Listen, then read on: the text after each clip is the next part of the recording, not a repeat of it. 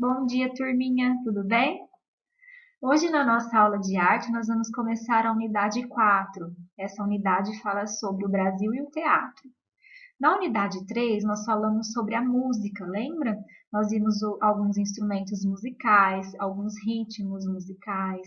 Então, agora nós vamos começar a unidade 4, falando do Brasil e o teatro. Lá na página 69, o que eu sei? Qual espaço está apresentado na imagem? Você já entrou em algum teatro ou casa de espetáculos? Como você descreveria esse lugar por dentro e por fora?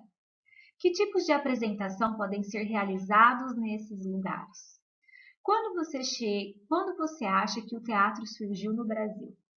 Quando a gente olha esta imagem, né, que é a imagem toda aí da unidade 4 de vocês, a gente consegue ver pela imagem do que se trata, né? E a gente associa com o tema da aula.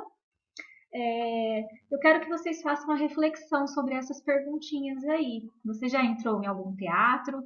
Que tipo de espetáculo você foi assistir? Como você descreve como é um teatro, né? Por dentro e por fora. Consegue imaginar? Quem nunca foi, tem alguma coisa em mente de como seja? Já viu fotos? E aí, vamos lá. Página 70, Ideias em construção. As origens do teatro no Brasil.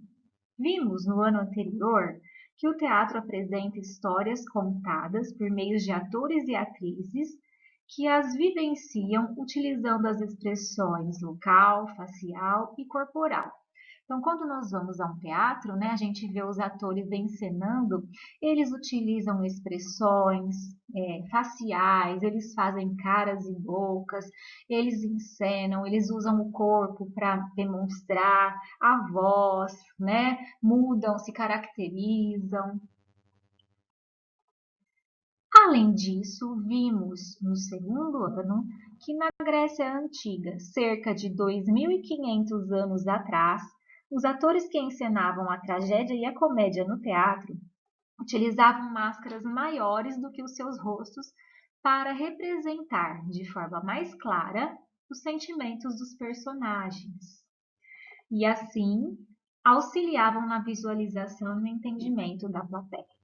Nessa época, apenas os homens podiam se apresentar no teatro. Olha só, as mulheres não participavam. Inclusive, os homens interpretavam os papéis femininos.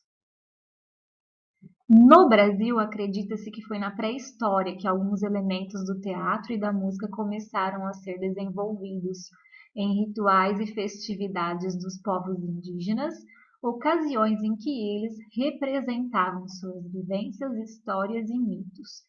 Então, olha só, né? Lá com os povos indígenas foi que surgiu os elementos do teatro e da música. Página 71, Construindo Conhecimentos. A teatralidade indígena. O padre José de Anchieta, né, ele foi uma pessoa muito importante na ocupação e na colonização do Brasil. Então, ele e os jesuítas utilizavam o teatro como uma maneira de ensinar a religião católica aos indígenas. E ao chegar ao Brasil, eles perceberam que os indígenas eles já tinham elementos musicais em sua cultura. Então, a dança e a representação com bonecos e pinturas corporais, por exemplo, mostravam a teatralidade desse povo. Aqui está explicando, né, que o livro usa o termo teatralidade porque naquela época não havia exatamente o teatro como é hoje, né, mas existiam elementos como a manifestação artística, né, que estava presente em certos rituais e eventos dos indígenas, a dança, a música, né. Desse modo, Anchieta e os outros jesuítas utilizavam seus conhecimentos teatrais para se aproximarem dos indígenas e passar adiante, de modo mais rápido e eficiente, sua mensagem evangelizadora. Então, eles aproveitaram que os indígenas eles já estavam engajados, né, nessa teatralidade para poder evangelizar.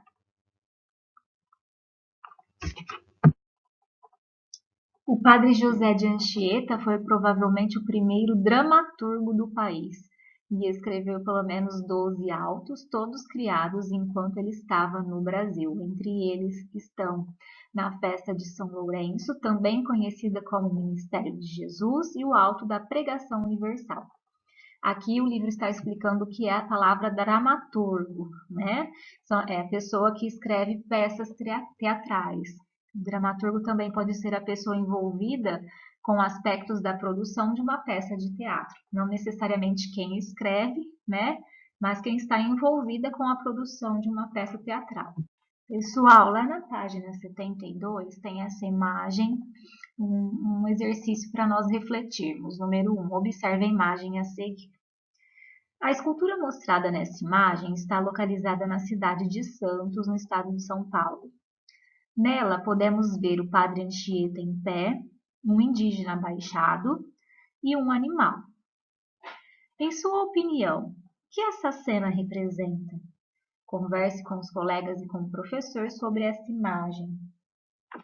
Na verdade, essa imagem, né, o Anchieta está sendo representado como um professor que trouxe os ensinamentos cristãos aos indígenas que viviam próximo aos animais. Então, ele está ensinando o índio. Esse índio ele vivia próximo a um animal. Na página 73, o teatro depois da chegada da corte portuguesa. O ano de 1808 é crucial para a história do Brasil, mas é fundamental também para a arte no país, como já vimos em unidades anteriores. Para entender a história do teatro no Brasil, após a chegada da corte portuguesa, imagine a situação descrita a seguir. Imagine que você é parte da nobreza de uma nação. Você é amigo do rei e está acostumado a frequentar grandes festas, óperas, teatros e concertos musicais de todo tipo. Você tem amplo conhecimento do mundo, de outras culturas, leu muitos livros e fala muitas línguas. De repente, você é obrigado a viajar por meses dentro de um navio para morar em uma terra distante, onde nada do que você está acostumado existe. Além disso, o clima dessa terra é bastante diverso comparado ao do local de onde você veio. Então, entendeu o pensamento? Uma pessoa muito bem, né, nobre, que está acostumado com as melhores coisas, de repente vem para um país onde não tem nada disso e um clima totalmente diferente. O balão relata mais ou menos a situação da família real portuguesa quando se viu obrigada a vir para o Brasil e logo percebeu que a colônia não tinha a diversidade de atividades culturais a qual estava acostumada. A família real era nobre, veio para o Brasil onde não tinha nada do que eles estavam acostumados, como as grandes festas, óperas, teatros, concertos musicais, né? O exercício 2, lá no finalzinho da página 73, diz assim: imagine o que a família real fez para poder participar de atividades culturais na colônia. O que você faria se estivesse na mesma situação dessa família? Converse com os colegas e o professor. Uma coisa que a família real fez foi investir na cultura após a sua chegada ao Brasil. Então, para resolver a situação, em 1810, Dom João VI assinou um decreto que estipulava a construção de um teatro para o uso da corte portuguesa e dos estrangeiros das nações amigas, que desde a transferência da corte portuguesa para a colônia, vinham com mais frequência ao Brasil. Página 74. Esse teatro, foi construído no Rio de Janeiro e recebeu o nome de Real Teatro São João, em homenagem ao próprio Dom João VI. Só que foi em 12 de outubro de 1813, com a presença de toda a família real portuguesa, que foi encenada a primeira peça nesse novo teatro. As primeiras apresentações teatrais eram realizadas por companhias estrangeiras. Não havia ainda peças teatrais brasileiras, então era somente peças estrangeiras. Você sabia? O Real Teatro São João foi palco da assinatura da primeira Constituição brasileira por Dom Pedro I em 25 de março de 1824. No entanto, nesse mesmo dia ocorreu um grande incêndio no local, destruindo suas instalações. O teatro foi reconstruído e reabriu as portas somente em 1826, com o nome de Imperial Teatro São Pedro de Alcântara. Lá na página 74 está falando do teatro brasileiro. Então, nós vimos até então que as peças apresentadas no teatro construído, até então, não eram peças brasileiras, eram peças estrangeiras. Mas em 1838, olha, foi realizada uma peça teatral criada e encenada por brasileiros, liderados por João Caetano dos Santos. A peça se chamava Antônio José, ou O Poeta e a Inquisição, e foi escrita por Gonçalves Magalhães. A obra contava a história de outro dramaturgo brasileiro, chamado Antônio José da Silva. A partir desse momento, o teatro brasileiro afastou-se dos temas europeus e abriu suas portas para abordar temáticas nacionalistas que refletiam mais a vida e os costumes do Brasil. Então, como o teatro passou a ser apresentado por brasileiros, né? Então, o tema das obras apresentadas passaram a ser temas nacionais, falando mais sobre a vida e os costumes do Brasil. Conheço o artista João Caetano dos Santos, nasceu em Itaboraí, no estado do Rio de Janeiro, em 1808 e faleceu em 1863, quando já era reconhecido como a maior figura do teatro nacional de seu tempo. Era empresário, ator e autor de peças teatrais. Em 1851, o Imperial Teatro São Pedro de Alcântara foi tomado por um segundo incêndio, fato que se repetiu em 1856. Nesses dois incidentes, João Caetano reconstruiu o teatro. Atualmente, o teatro recebe o nome de João Caetano em sua homenagem. Aqui do lado nós podemos ver uma estátua de João Caetano que fica em frente ao teatro que recebe o seu nome, lá no Rio de Janeiro.